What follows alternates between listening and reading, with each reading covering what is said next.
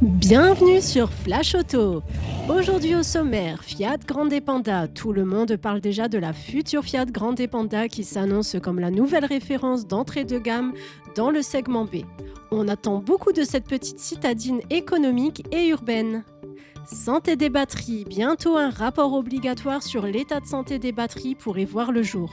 Une mesure qui vise à renforcer la transparence de la sécurité autour des véhicules électriques et hybrides. Les voitures hybrides restent très prisées des entreprises au premier semestre 2025, preuve que cette technologie séduit toujours pour son compromis entre économie et écologie. Une Citroën GT virtuelle mais bien réelle dans son univers digital fait sensation. Un projet artistique baptisé dans le regard d'Eddie Clio qui mélange technologie et design. Stellantis pourrait remplacer Maserati par Citroën en Formula E dès 2026, ouvrant un nouveau chapitre sportif pour la marque au chevron dans la course électrique.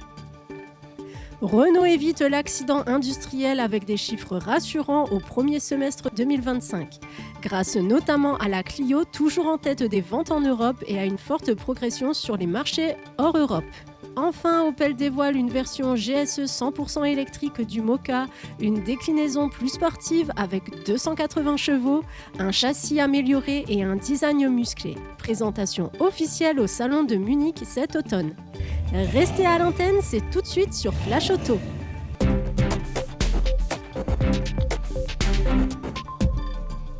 Tout le monde en parle, Fiat prépare une version encore moins chère de sa nouvelle Grande Panda et ça risque de faire très mal à la concurrence. Actuellement, la Grande Panda démarre à 17 900 € en version essence avec hybridation légère et boîte automatique, mais Fiat veut frapper encore plus fort. Bientôt, une version 100% thermique de 100 chevaux va débarquer avec une boîte manuelle, exactement le même moteur qu'on retrouve déjà sous le capot de la Citroën C3, sa cousine technique. Son prix, moins de 16 000 €, peut-être même autour de 15 000 € selon certaines fuites. De quoi séduire tous ceux qui cherchent une citadine simple, pas chère et sans prise de tête. Cette version à boîte manuelle sera produite en Serbie et pourrait relancer Fiat en Europe, après des années compliquées pour la marque italienne. Bientôt un contrôle technique pour les batteries de nos voitures électriques ? Et oui, ça pourrait bien devenir obligatoire. Pour assurer les acheteurs et booster le marché de l'occasion électrique, l'Aver France veut imposer un certificat de santé de la batterie pour chaque vente.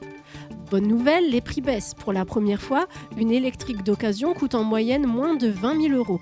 Mais beaucoup hésitent encore à cause de l'état de la batterie qui peut faire perdre jusqu'à 50% de la valeur du véhicule. Afficher le SOH, l'état de santé, dans chaque annonce deviendra obligatoire. Objectif, plus de transparence, une méthode de calcul standardisée et pourquoi pas une garantie à vie des batteries jusqu'à 70% de capacité restante. Les hybrides restent les chouchous des entreprises. Au premier semestre 2025, elles représentent 70% des voitures particulières immatriculées en flotte pro.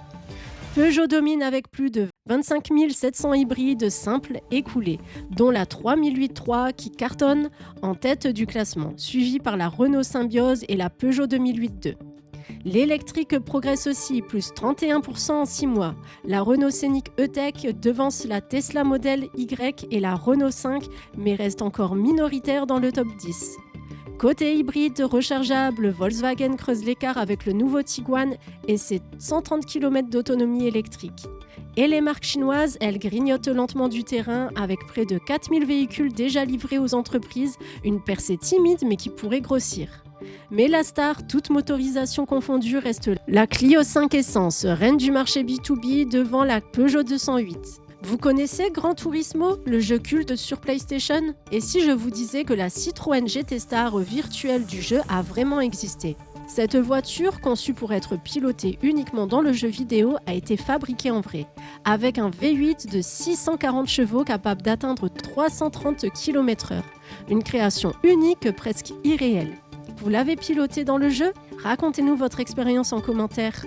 Breaking news dans le monde de la Formula E. Stellantis chamboule sa stratégie en sport auto, exit de Maserati, place à Citroën dès la saison 2026. DS Automobile domine déjà la Formule E avec 4 titres depuis 2014. Maserati, elle, peine à convaincre avec 0 championnat. Et voilà que Citroën marque au chevron débarquerait en Formula E. Une surprise totale puisque la marque a délaissé le sport auto depuis longtemps. Une drôle de bataille de famille en perspective. Citroën face à DS Automobile dans la même compétition. Pourquoi ce choix? Pour mieux valoriser ses voitures électriques. Renault évite l'accident industriel au premier semestre 2025. Après un plongeon boursier brutal mi-juillet, moins 18% en un jour, Renault rassure avec ses résultats semestriels.